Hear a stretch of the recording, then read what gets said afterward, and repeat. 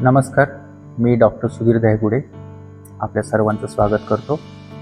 आपण आज जाणून घेऊया गुदद्वाराच्या विविध आजारांबद्दल. साधारणतः प्रत्येक घरामध्ये ह्या आजाराने एक ते रुग्ण त्रस्त असतो. 80% लोकांना आयुष्यात कधी ना कधी या आजारांना सामोरं जावं लागतं. पण लाजेमुळे हा आजार कुणीच कुणापासून सांगत नाहीत. बरेचदा ह्या गोष्टी लपवल्या जातात आणि काही झालं, जसं संडासमधून रक्त येणं, दुखणं किंवा ठसठसणं, संडास साफ न होणं, काही त्रास असेल तर याला मूळव्याधाचा त्रास असं समजलं जातं आणि त्याचा घरगुती किंवा आयुर्वेदिक पद्धतीने उपचार केला जातो.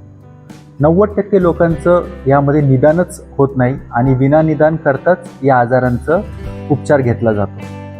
तर मला असं आज तुम्हाला सांगायचं आहे की ह्यामध्ये कोणकोणत्या आजारांचा समावेश होतो आणि ते आजार ओळखायचे कसे याबद्दल आज आपण जाणून घेऊया. तर यामध्ये प्रामुख्याने मूळव्याध म्हणजे पाईल्स, फिशर म्हणजे संडासच्या जागी जखम होणे, फिश्युला म्हणजे भगंदर, तसेच पू होणे आणि पायलोनॅडल सायनस या आजारांचा प्रामुख्याने समावेश होतो. मूळव्याध म्हणजे काय? तर मूळव्याध म्हणजे संडासच्या ठिकाणी या रक्तवाहिन्या असतात त्या फुगतात, त्याला मूळव्याध असं म्हणतात. त्याच्यामध्ये इंटरनल हेमोराइड्स आणि एक्सटर्नल हेमोराइड्स असे 2 प्रकार असतात.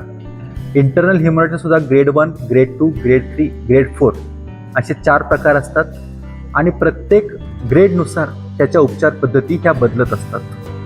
फिशर म्हणजे काय? तर संडासच्या आतमध्ये ठिकाणे कडक संडास झाल्यामुळे ती जागा फाटते, त्याला फिशर असं म्हणतात. आणि या फिशरमध्ये सुद्धा ग्रेड 1 टू ग्रेड 4 हे फिशर्स असतात. अपसेस म्हणजे काय? तर संडासच्या कडेला हा पू तयार होतो, त्याच्यामध्ये पेरियानल, इश्योरेक्टल ह्या गोष्टी असतात.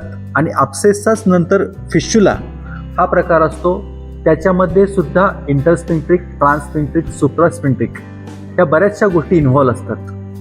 तर ह्या प्रत्येक ग्रेडनुसार कोणकोणते ऑपरेशन करायचे हे मी तुम्हाला पुढील व्हिडिओमध्ये सांगणार आहे.